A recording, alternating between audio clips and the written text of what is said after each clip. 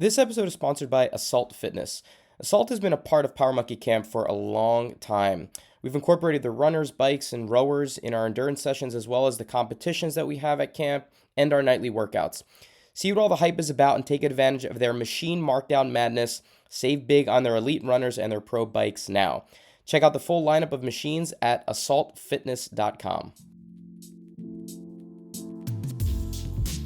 Welcome to the Power Monkey Podcast, where we chat with the best in the world about what they do. I'm your host, Dave Durante, with my co-host, Chad Vaughn, and on today's episode, we have one of the most tenured Power Monkey coaches that we have on our staff, Miss Vanessa McCoy.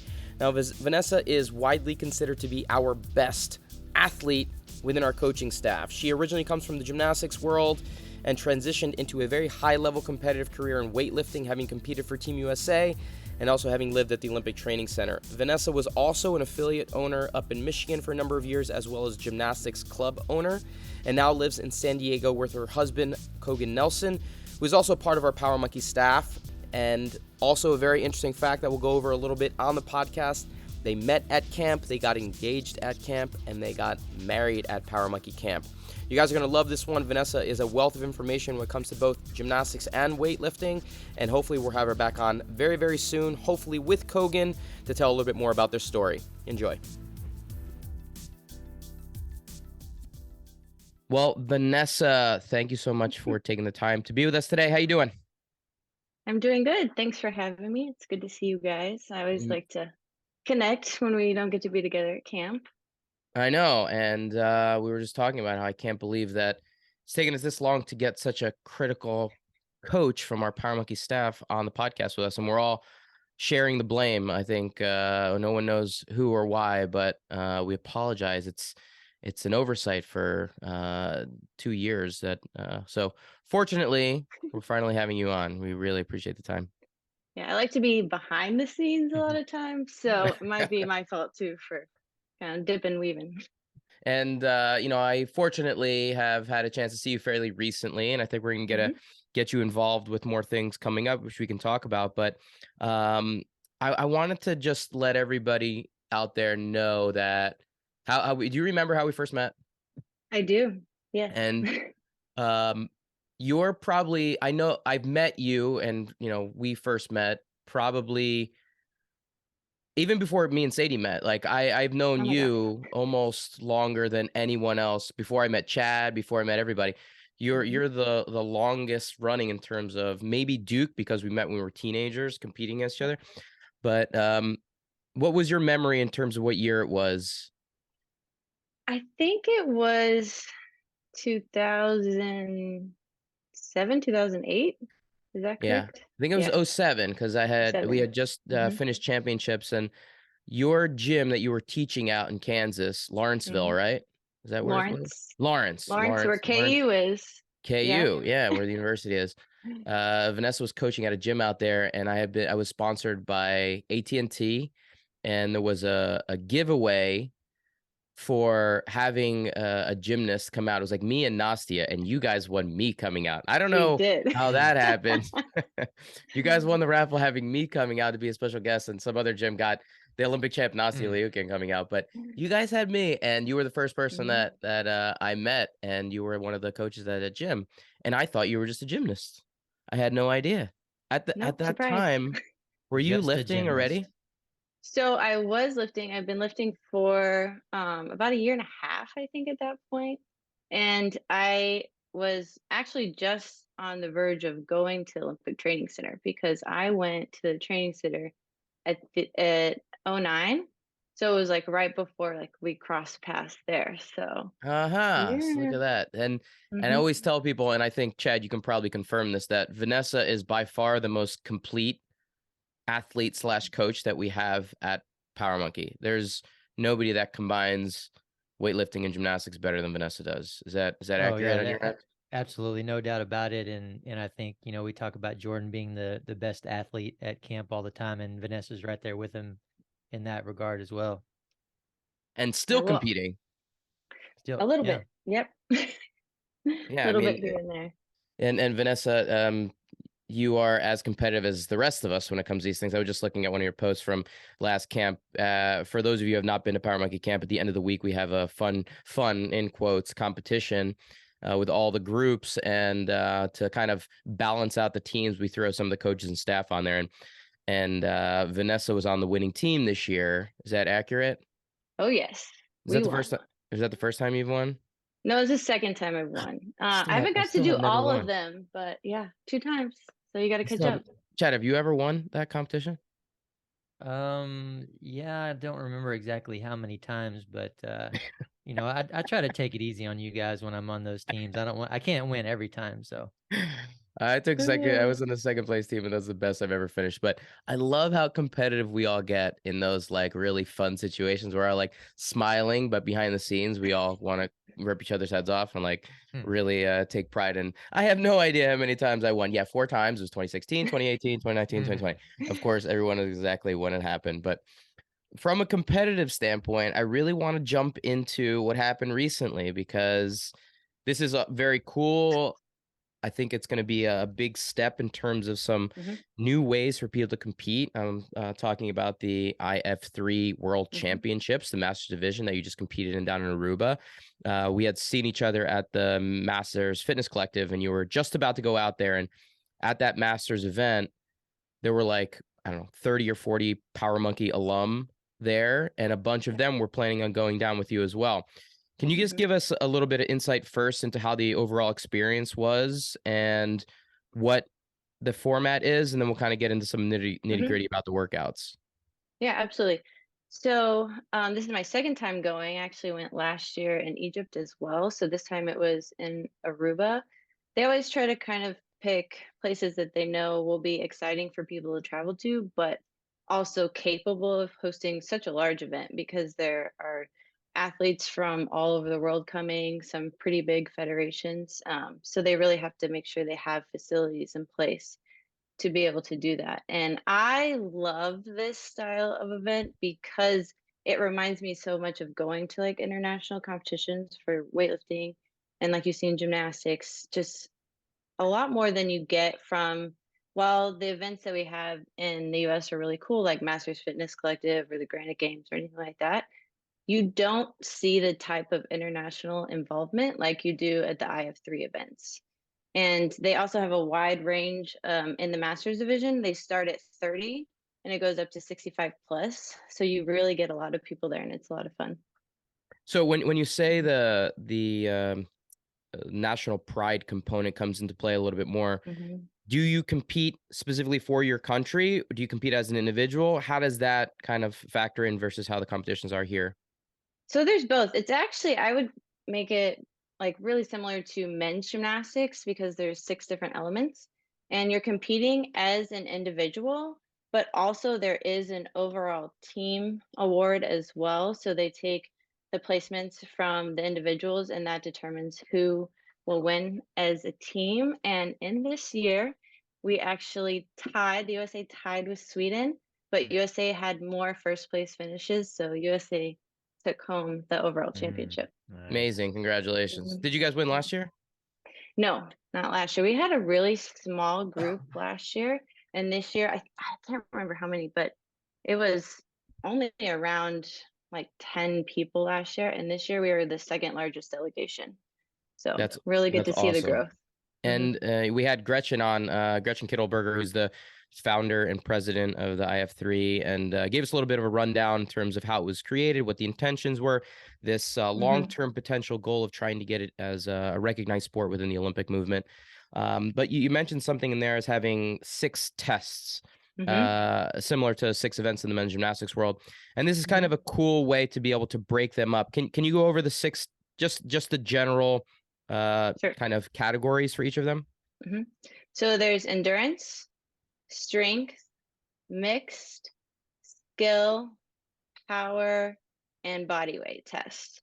And it's really great, especially for an athlete like myself. It helps it keep balanced across. Whereas, some competitions you go to, it's really heavy favored on the strength athletes, which would be great for me. But other ones are like a lot more longer tests or some more endurance components. But I really feel like what the IF3 is doing is presenting a balance test across all domains. So I really like that aspect of it. Not just for myself, but I feel like it's really good at finding those athletes who are kind of across the board really successful. These 6 tests, did they need to be all done in one day? So Or is it not this split up? one. They do have a format where it is done in one day, which they're kind of testing out to see if that would work for like, you know, a lot of TV time or for like the Olympic schedule that they have. But we did it in 3 days, which is better. All right. It's a All right. lot easier on the body, especially as you get into the masters athletes. So yeah, we broke it up into 3 tests. Some people had 2 tests every day. Other age categories, myself included, had the endurance on the first day, and then we had 2 on the second day and 3 on the third day, but 2 were back to back, which made it a little bit more challenging. And of the 6, did you have a favorite? Well, I would have to say strength is usually my favorite. I did pretty good at that one. What was the So workout for strength? Do you want to tell everybody? sure. So strength, it was similar to weightlifting meet because we got 3 attempts on each lift. We did a power snatch, a strict press, and a clean.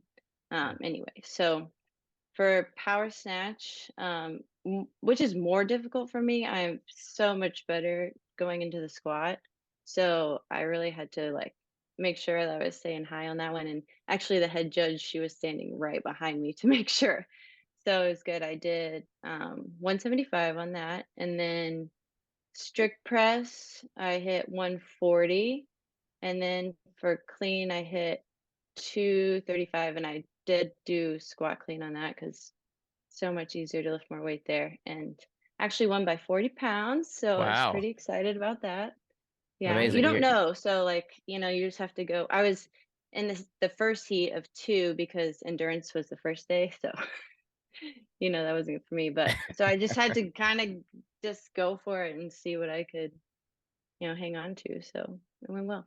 Those are some solid numbers for an old master athlete. I know. Congratulations on putting them up, Getting especially old. like Thank you you. said, you're better and more comfortable with the squat snatch, of course, competing in weightlifting for so Mhm. many years. So that's an impressive power. I don't even think I can power snatch that right now. And I'm not even sure I can press the 140 pounds right now either. So I'm a little bit behind. I need to get back to work. But power snatch, I'm interested to know how they judged that. What was the specific marker to say that it was a power snatch? What was the judge that was behind you looking for?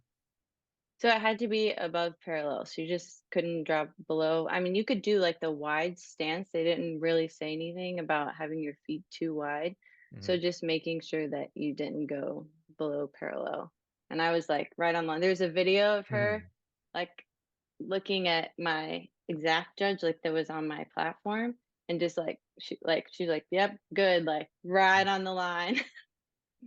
How So consistent do you feel the judging was on that? Because with something like that, I can see it mhm. being very dependent on the individual, and if, of course, with anything, or the judges um, pretty standardized across the board. So that's another thing about the IF3 that I really like what they're doing. They're really trying to elevate the judging standard. And there was a head judge and then a gentleman that was assisting her as well. And they were really on top of it. They did a good job going around to all of the judges on the floor and explaining what they were looking for. And only 2 lifters were going at a time. And in fact, I was only going by myself because there was no one behind me, nobody going at the same time. So I mean, she was there like looking and watching every rep and just making sure the judges were making the correct calls. And she would also overturn them if she felt like it was not correct. Right. So how did you feel the athletes, I don't know, liked or appreciated the test of a power snatch? Because I can't remember, and you guys can correct me if I'm wrong, if you can remember one, but I can't remember there ever being a power snatch, say in the CrossFit Games or Mhm. a higher level CrossFit competition.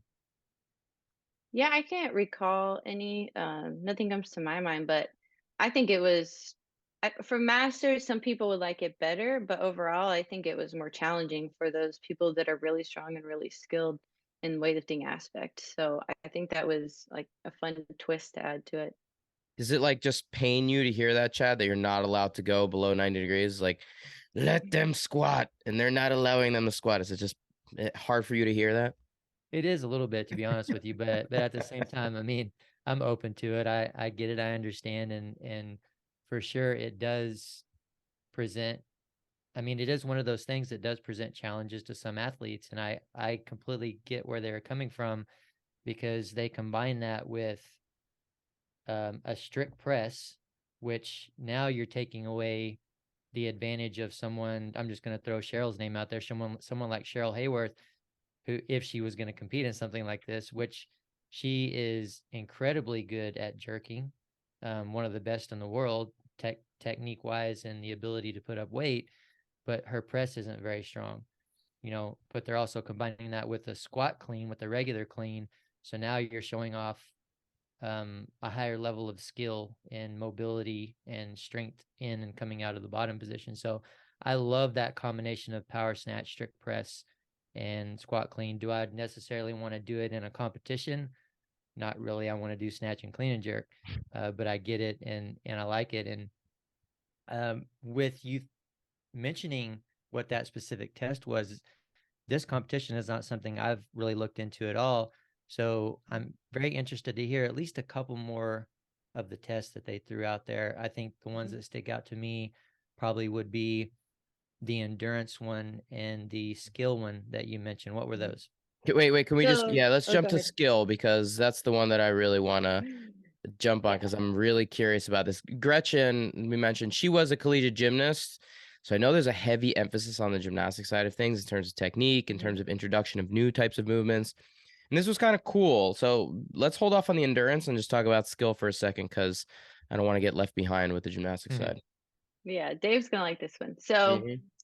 in this skill, it was a combo of 3 movements. And the first one was a handstand, and you had to hold it, and it was, it was in centimeters, but it was basically a 3 foot by 3 foot box. So a lot smaller than I've, I know some people have done the 4 by 4 box, but this was only 3 by 3. And you had 2 minutes to establish a max handstand hold. So as long as you could go for that. And then that went immediately into 1 minute to establish a max L sit, but it wasn't on parallettes. It was on yoga blocks, which made it a lot lower to the ground, a lot more challenging. And then right from there, you had 1 minute to establish a max set of pistols. So there's 3 scores in that workout. There's the handstand hold, the L sit, and the max pistols, correct? Yes, but then they combine them to get the overall winner of the workout. So how was your handstand hold? Because this is freestanding too. Yeah. It's a 1 meter by 1 meter box, 2 minutes. So this to me is like, they're saying that they don't anticipate anyone holding longer than 2 minutes. Were you able to cap it? Where were you at on the hold? I didn't stay up the whole time. I came down early, kind of trying to build strategy, but I still believe I got the second best handstand hold out of the whole group. So that was really good for me. I came down early to kind of shake my arms out and rest for the L sit to hold that. I think if you guys remember Kelly, who's been to camp, she's a Greco? former circus performer. She's in Vegas. Mm, I'm not sure. Yeah, it's okay. We'll look her up and play. She held the whole like solid, just beautiful, like 2 minutes. That was like her Awesome. jam. So yeah, And then right into the L sit hold. right into the L sit hold. Shoes on, shoes off. Shoes on. Shoes had to be on. They All said right. that was the requirement, so they didn't let you take your. I was hoping for shoes off because that would have been a lot better. But no, they made you definitely keep the shoes on. I mean, that's an important consideration going right into the pistols, because it's possible that somebody might want some heel elevation for their pistols, but a heavier shoe is going to make that L sit and the handstand a lot more challenging than it needs to be. So it's a little bit of, what am I going to wear to kind of maximize the 2 endpoints here, being able to squat deeper, but also not putting too much stress on the L sit. Yeah, it was definitely a challenge. And what about that one? Were you able to hold as long as you wanted to, or did you have to kind of break it up? No, I came down about when I wanted to. I was kind of keeping an eye, of course, like on the other competitors and like seeing what they're doing. I felt pretty good. About like 35 seconds in, my quads started to really like tighten up. And I was like, all right, I got to shake out for the pistols coming up because that takes like a lot of quads too. So, Yeah, it's a really good. I like that workout a lot because each of the challenges kind of feed into the next, like what you're fatiguing. Like fatiguing of the shoulders will fatigue the shoulder in the L sit as well. And then exactly. the hip flexor into the hip flexor on the pistol as well. So pistols for you, I think, are your jam. So I'm sure you'll be able to bang out a ton of those. But I'm loving that workout. I love the strategy around that. I also got the head judge as my judge for that one, so that was pretty challenging. They were all over you. I With know. the pistols, did you have to alternate legs, I assume, or were you able to Yes, just? it was Okay. alternating. And if you got no rep, then you had to like, go to the same side. So they're pretty strict on those. And for, you said as many as you can get in 1 minute. So what was your rep count? I don't remember exactly. I think I had somewhere around like, I want to say like 38. I did get a couple no 38 reps. pistols in the Oh minute. my gosh. Yeah. Holy I Yeah, had a shit. couple no that's reps too. ridiculous. So Oh yeah, my gosh. surprisingly, when you have big quads, they like, you don't go as low sometimes because they touch your calves. So I got a couple no reps. I've never felt that problem before. Never felt that.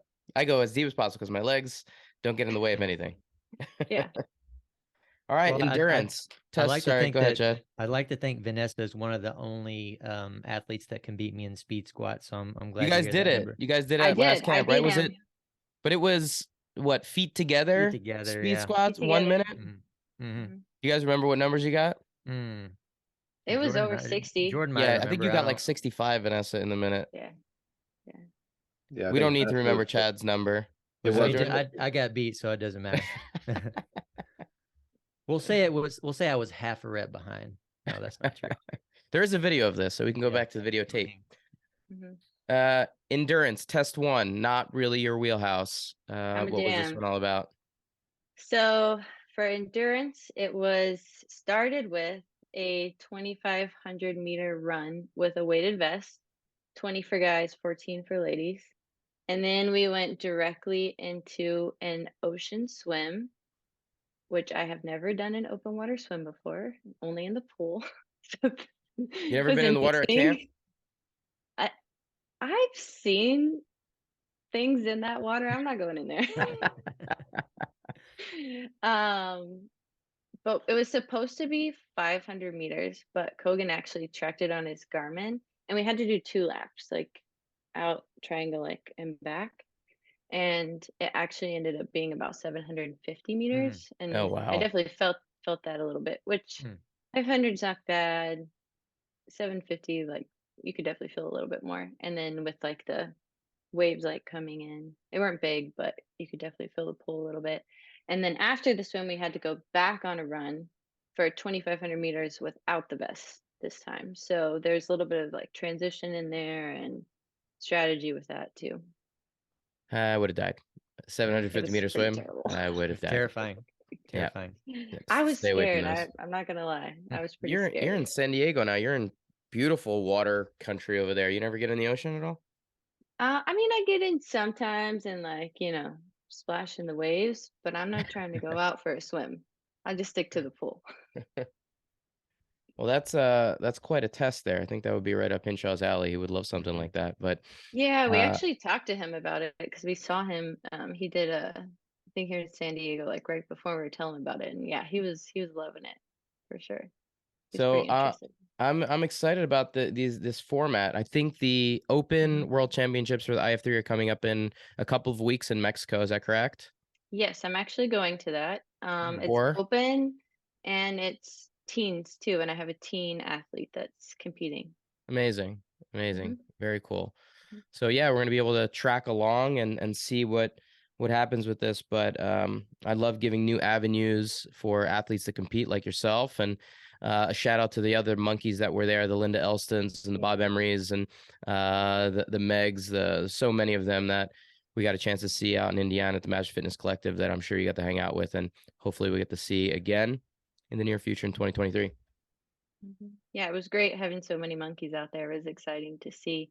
I think that they really are getting behind it and want to support it as well. Yeah. Chad, would you enter a comp like that? I'll do it if you do it. I would. I mean, I was sitting here thinking about it already. I think it'd be a lot of fun. I've done a couple CrossFit competitions through the years, and of course, love. It's good to be humbled, right? It's good to put yourself out there and get beat badly every now and then. So, well, it's a chance to potentially wear that USA on your chest again. You know, that's true. You don't get too many Very true. opportunities for that. Vanessa, how was it competing with Kogan, your husband? Oh, it was good. It was fun. We try to. I do a lot of like coaching for him sometimes, and same he's coached me as well. But when we're both competing at the same time, we kind of just try to support each other, but yet take care of our own business. So it's fun. It's a good time. We gotta let listeners know out there that you met Kogan at Power Monkey Camp, correct? Correct. Yes, we did. Do you remember which camp you met him at? I was 4. We met at 4. Because I think he came as a camper to camp 2 or 3. 2. 2. So he's been with us for close to 10 years now from the beginning. And then you met him, and then we'll fast forward to last year, and you guys got engaged at camp. Yep, we did. Right? That was the first of now 2 engagements that we've had at Power Monkey Camp. And then you followed it up with actually having your wedding at Power Monkey Camp at the end of camp last year. Is that correct? Yeah, it was so good. It was so nice to have everybody there. Yeah, it was amazing to be able to see how the Power Monkey community kind of like helped facilitate the love between you guys. And Dave Newman, RX Smart Gear, was the officiant for the wedding, and it became probably one of the more memorable weddings we've all been to, because it was the most torrential downpour that we've ever seen at camp. And it was right when you were about to walk down the aisle. And I'm going to throw you into the bus a little bit here because I think it's appropriate. But there was, I don't know how many people there, maybe 75, 100 people, something like that. We were all out on the beach, ready to go. Starts raining like crazy. And we just hear over the loudspeaker or somebody like, the bride is going to hold off from coming down for another 15 minutes or so. So just enjoy the rain while Vanessa goes. We were like, what? Get her down here now. And Jordan was in the wedding. Jordan was one of the groomsmen. And so all of us were right there on the beach sitting out. And then we all started to sing. I don't remember what song. Jordan, what was the song? Lean on Me. Lean on Me. We all started singing Lean on Me in the middle of that rainstorm, and I think it became like one of the more memorable moments that all of us had at a wedding. Something that happens in a movie. It was it was like amazing. It was like a movie. I'll remember it forever. Yeah. So we experienced something at your wedding that you didn't either, that you weren't even there for, that all became incredibly memorable for all of us. Well, I saw the videos, so I guess that counts. It was amazing. It was amazing. It was so nice to be able to share that with you and have, obviously, Kogan and Vanessa, 2021, right? Yep. Yeah. As a big part of Power Monkey Camp moving forward. And we just are so lucky to have both of you guys as part of the team. Oh, we're so blessed too. And it was so great to just be able to do it there. Cause we considered like other options, but so many of our friends are already there, and it's definitely a special place for us too. So it was great to be able to do that. Yep. So for all of those Power Monkey, potential campers out there, love can even be found at Power Monkey Camp. It's possible. It's possible. Maybe not between coaches and campers. Kogan was part of staff by the time that happened. He was staff. Yeah. He was staff. He had moved on. Let's confirm that right now. Yeah. He was no longer a camper. He was a staff member.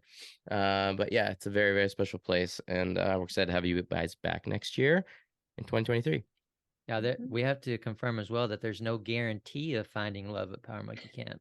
No, we're not guaranteeing any of that. When you sign up, it's not a guarantee, but it's perhaps possible. Yeah, you don't get your money back.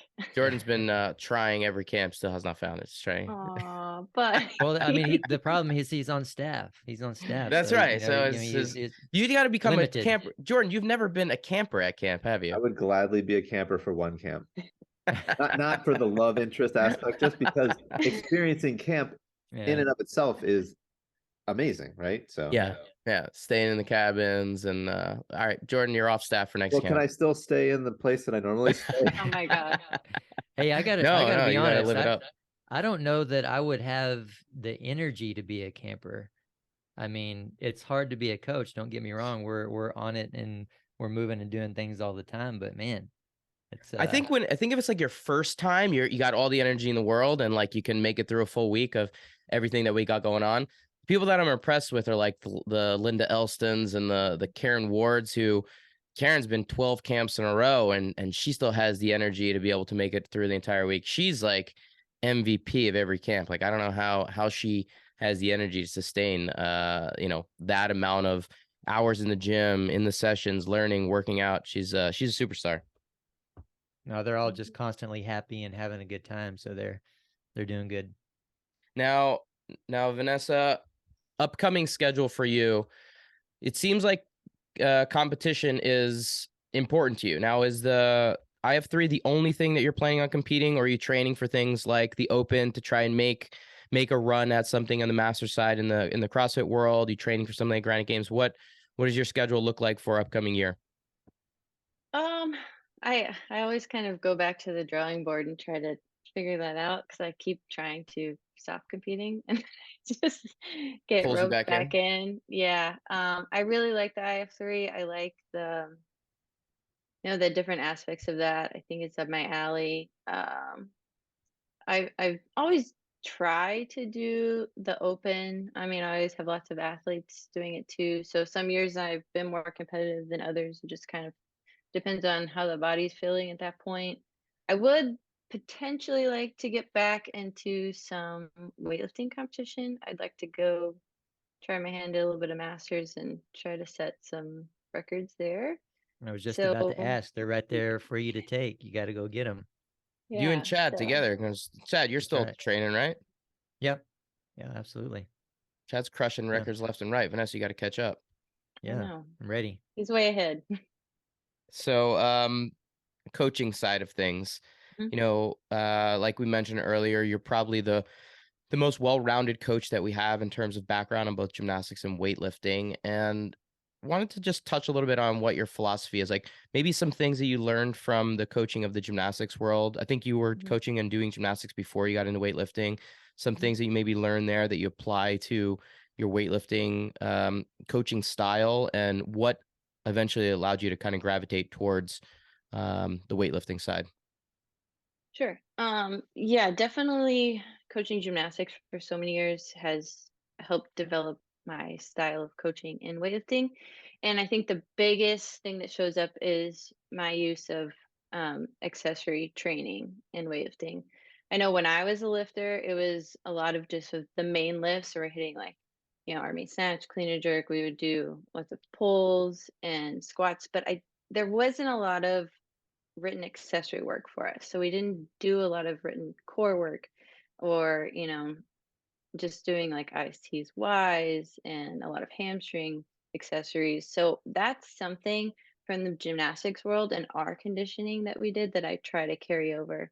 I also like to do a lot of explosive training and have that incorporated into the lifters too, because I myself saw a lot of success when I started doing a lot of like just kind of dabbling in CrossFit and of course keeping up some of my gymnastics.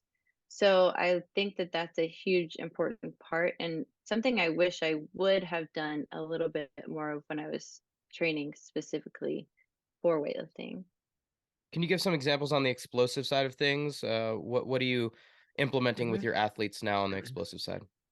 So I like to do a lot of seated box jump work. I think that that's like, super important. I even like giving people some, jump rope accessories. I think that that's, super good for them to be able to do some jumping and work that into the explosive power for the Olympic lifts.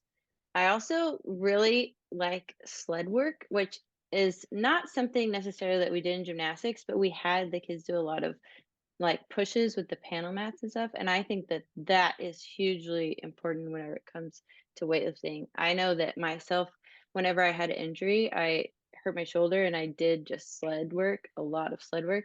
And I came back and I was actually stronger than whenever I had not incorporated that into my training.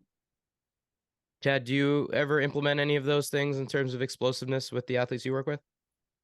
Yeah, absolutely. I think definitely what I've learned from you, Dave, on the gymnastic side and working with you at seminars and Power Monkey Camp is one, some of your warm-up stuff and some of the gymnastics movements that I use as accessory in almost everyone's program, just to kind of even on a rotating basis. And sometimes I'll pick specific stuff out for people that need some special attention in certain areas. But yeah, absolutely. I think all that stuff is very important. And the Olympic lifts alone by themselves with all, you're jumping and landing with weight over and over and over again. And you're getting into extreme positions. So they're going to make you a good athlete on their own.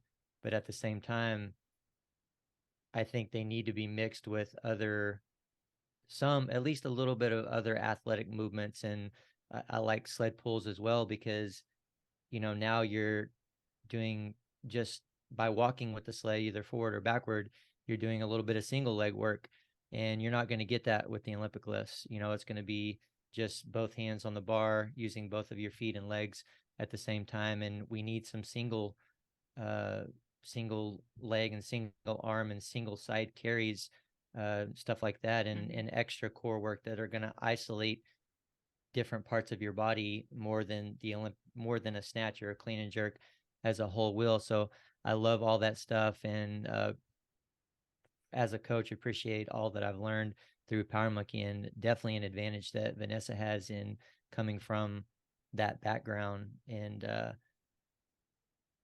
I would also ask that on the other side, Vanessa, what would you, if anything, have done different as a gymnastics coach after coaching weightlifting and being a weightlifter for a while? Mm-hmm. Well, I did go through a transition phase, and luckily, whenever I had my gym in Michigan, we added weightlifting and CrossFit to our programs there. So whenever I was first starting as a gymnastics coach, there was little to no weight training.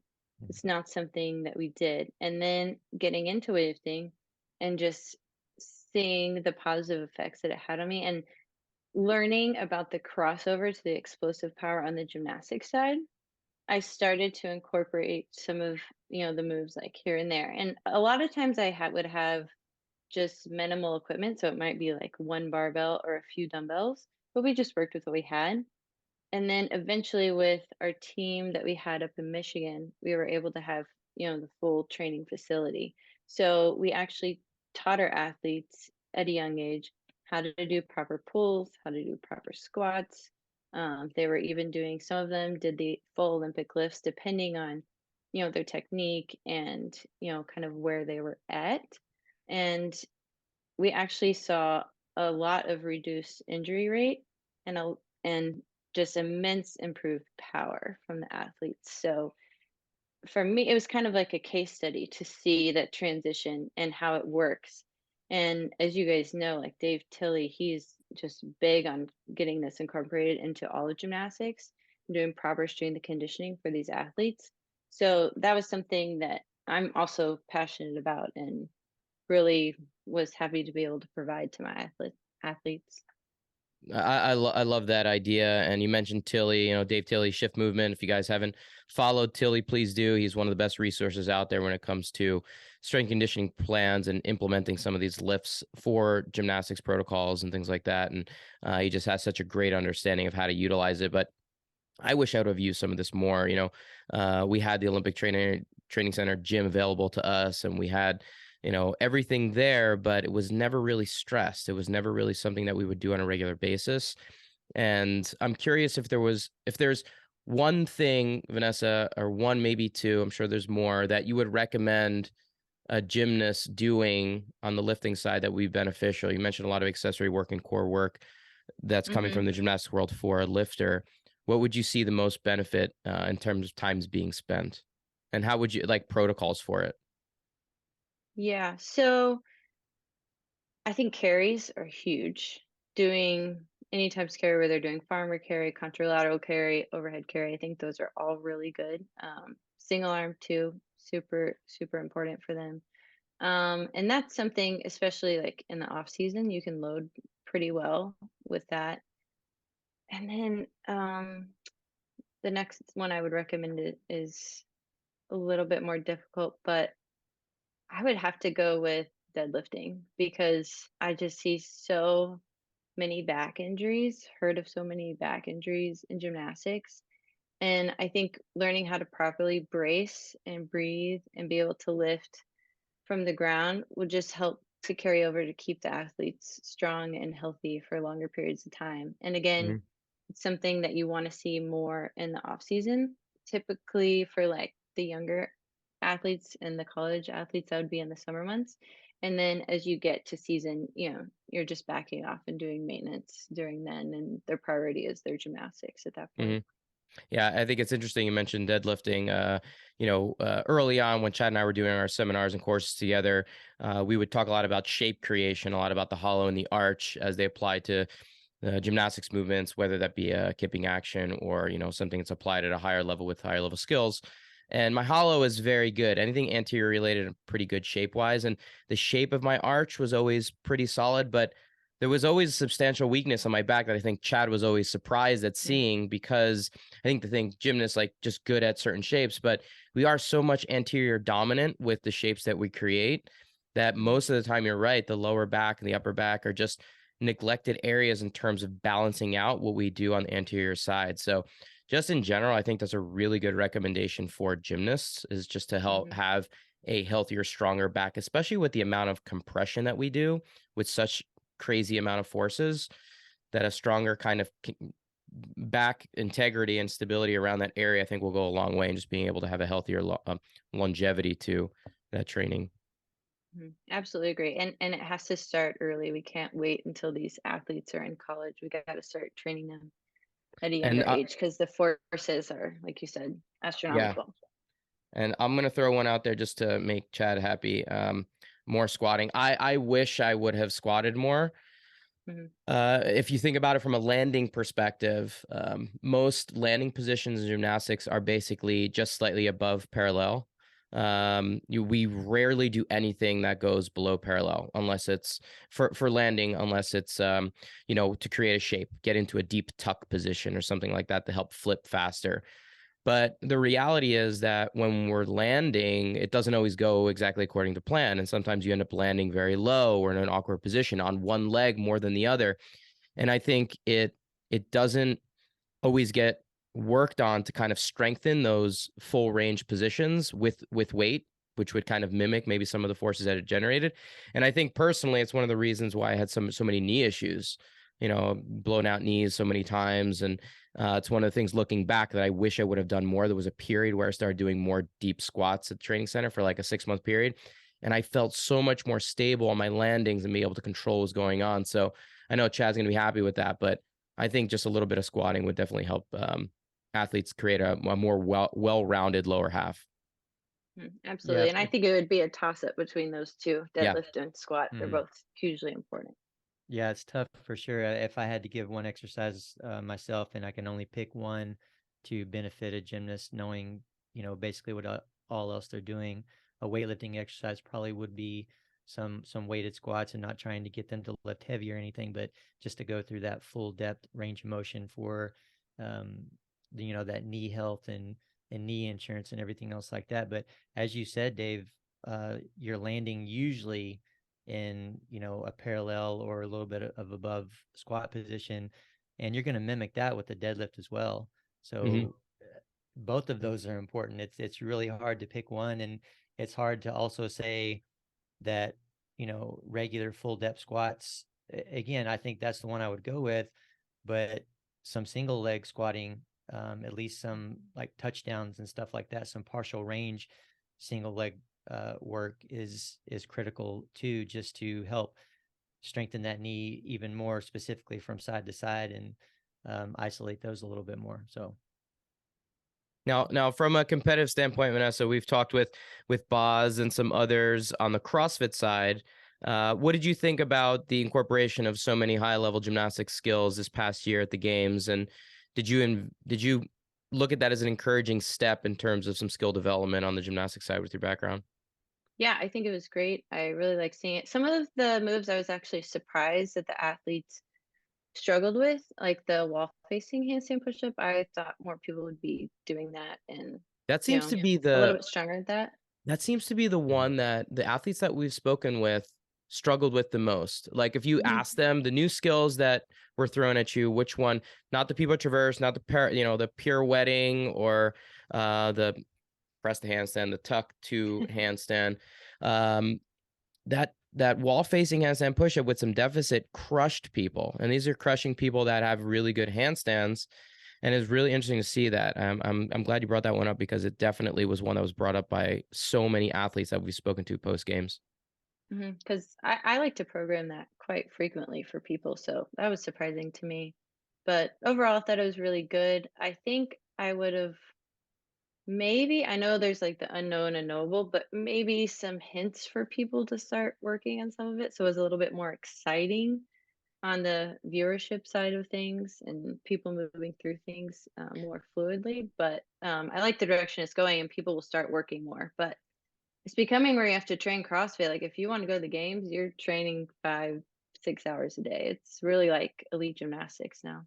Yeah, it's like how much can you possibly do? But you brought up a point that I think is important, and what the IF3 has done very well is giving the skills that are going to be tested in the upcoming year out to the athletes prior to the Mhm. year, so that the athletes know, okay, this is the list of all the potential skills that you're going to come in contact with at the competitions. These are the standards. These are how they're going to be judged. This is a rep. This is a no rep. So that when you go there, there's still the unknowable component in terms of how it's going to be formatted within the workout, but you at Mhm. least know that these are the list of skills that you might come in contact with. And I think you're right that it kind of allows for a better viewership, but it also allows for the judges to be more prepared because they're not Yeah. being thrown something the day of that they'd never seen before or the week of.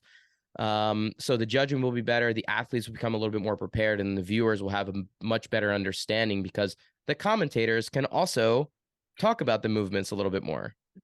Yeah, absolutely. I think that would help everybody across the board a lot. And I think the judging aspect's super important. I know they're trying to not get leaks, but I just think that you don't have to tell the whole workout, but maybe just give some like, hey, this might be showing up, and it would just make for a lot smoother process, I think.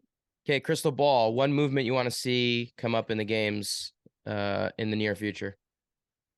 Ooh, in the games in the near future, you know what they haven't done that I think they could do that would be kind of fun is pullovers. Hmm. Like, I'm Yeah, surprised they haven't done pullovers. it's funny. If you watch, someone sent it to me at the games this year. They were setting up for the awards or changing equipment around, and Boz did a pullover to get more of a bird's eye view of what they were doing. And someone was like, Boz is giving an indication of what's coming next year. He was just doing a pullover to get on top of the wire. So Yeah. people are already kind of thinking a pullover might be coming up pretty soon. So I'm on board with you. I think a pullover would be cool to see. Hmm. Yeah, it'd be fun.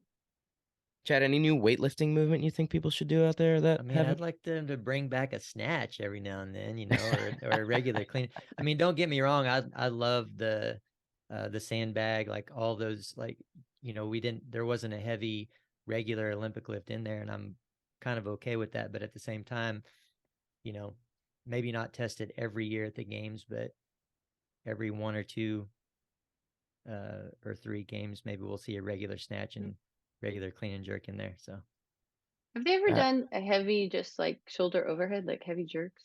they did them at this year's um, games. They did the But I mean, sprint and like the heavy. max, like What's that? all yeah, out, like a just by max. itself. No, I'm not I didn't. I feel like I'm seeing something in my memory here, but I can't recall exactly. Maybe I wouldn't mind seeing, and this is maybe unrealistic for the games, but like some sort of max pause squat where you've got a pause Oh my in the God. bottom of a front squat or back squat, or maybe even overhead squat would be the best one. Um, See They the did that. different did with a pause. Not with a Not really. pause, but they did do a max Yes. overhead squat, and it was awesome. Yes, I mean, you see the different grips that people are using as far as the width of their hands, and if you say, hey, you got to do this max overhead squat with a 10-second pause or something like that. I think that'd be interesting. I To would me, it would love be that. interesting. I don't know about anybody else, but I would love that. And just watching you guys coach all the time between you and Service and Vanessa, I'm sure you as well with Cheryl, the amount of emphasis that you guys put on pausing and comfortable, and, Mike doing his little, party trick of sitting with, 315 or 405 on his back, whatever he's doing, and talking through, a whole station before he stands up out of the squat, and just everyone just sitting in awe. Like, those are the kind of events that you guys would absolutely crush. And I would love to you guys to have a chance to be able to show off your skill when it comes to those pause movements. well, I mean, I'm not going to be in the games to show that off anyways, but what you could You do do the demo. is you could do the max overhead squat and then immediately do a max handstand hold. Yeah, I was thinking the same So, there thing. you Yeah, go. absolutely. Yeah, Pair those up. combine it. Absolutely. That's kind of workouts that I do anywhere on my own, Mhm. Those are, if I'm like, I'm going through Service's squat cycle right now, and it's all lifting, but I pair all of my sets with some kind of gymnastics hold, either a handstand or some kind of pull work. I'm always putting in some kind of gymnastics accessory piece while I'm, doing my 2-3 minute rest.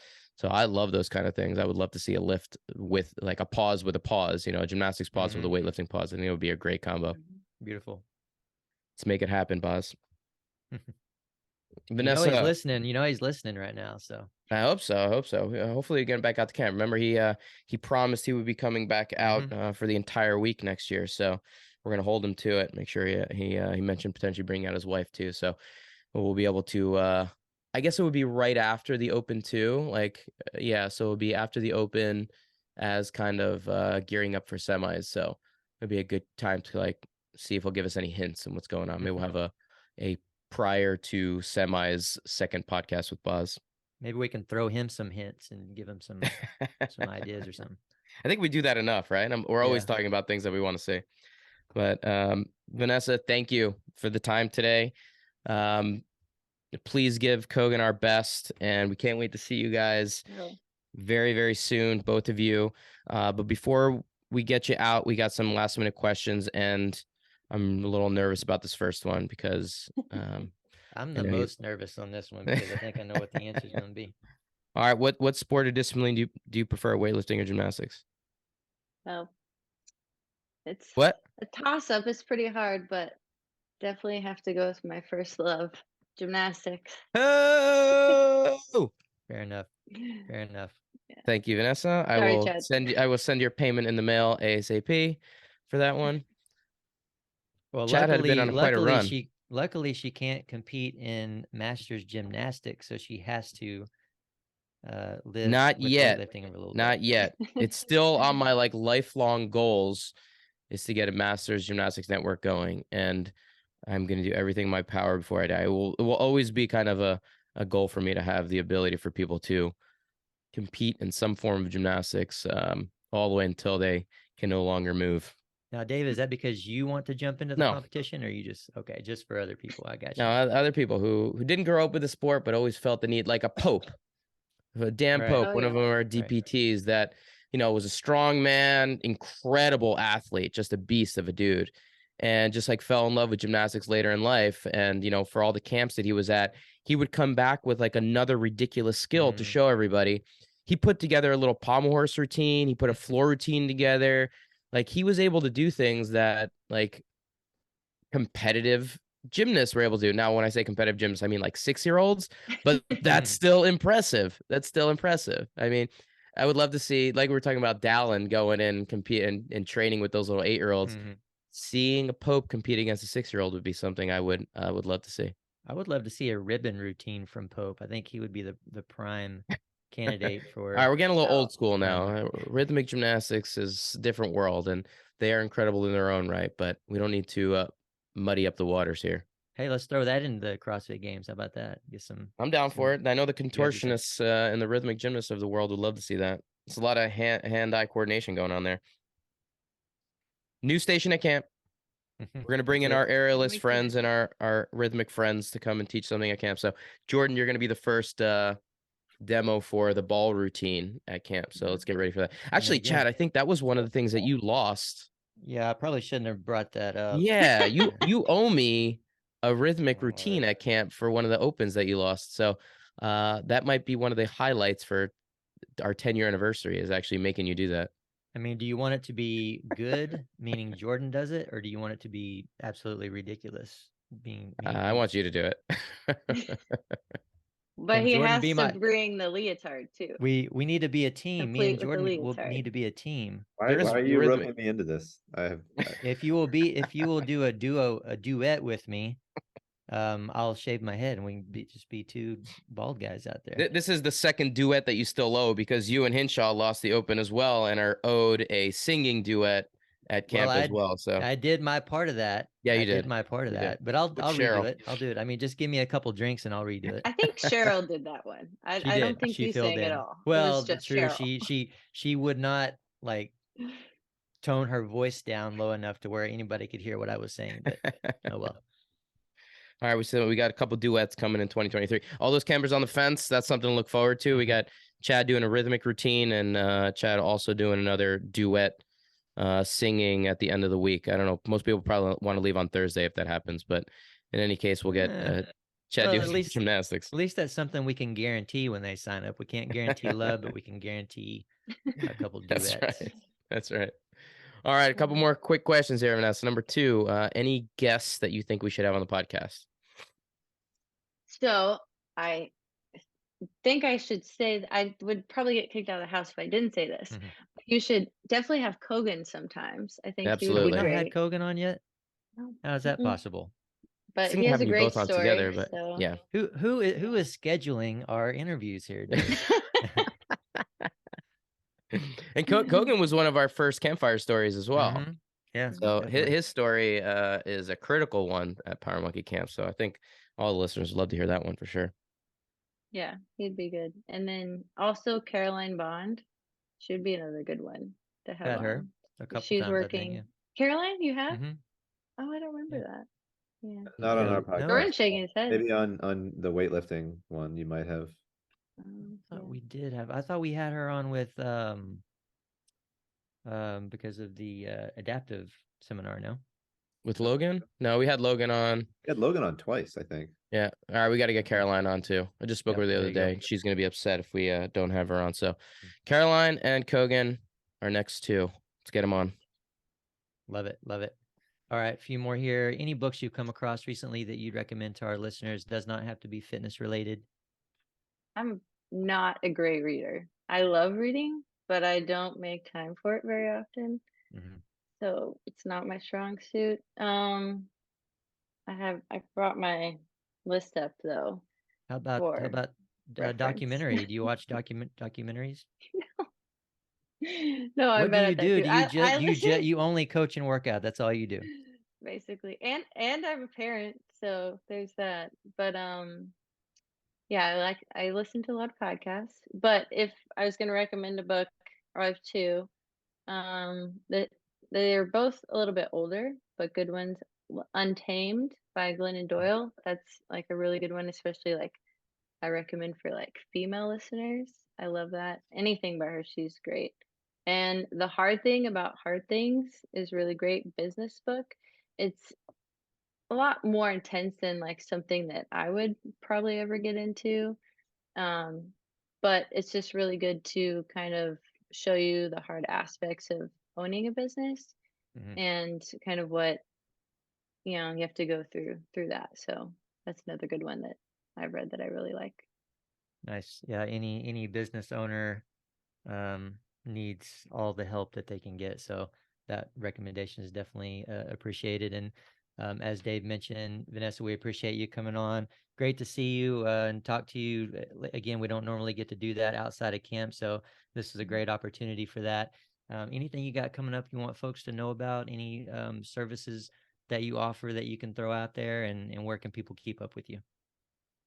So definitely keep up with the IF3 and the things that they're doing. Excited about heading out to Mexico in December to go do that. And you can keep track of me on I'm not great at Instagram, but my Real McCoy training method, I try to repost when my athletes are doing some cool stuff. So you can keep up with me there. And then we'll be out at Wadapalooza with Power Monkey in January. So lots of fun things coming up.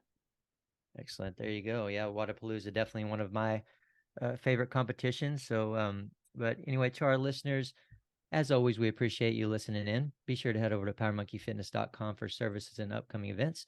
Also, check out our Instagram pages for regular teaching and technical content at Power Monkey Fitness, Dave Durante, and Ollie Chad. And on behalf of Power Monkey Fitness, we're your host. I'm Chad Vaughn with Dave Durante. And until next time, guys, thank you all for listening.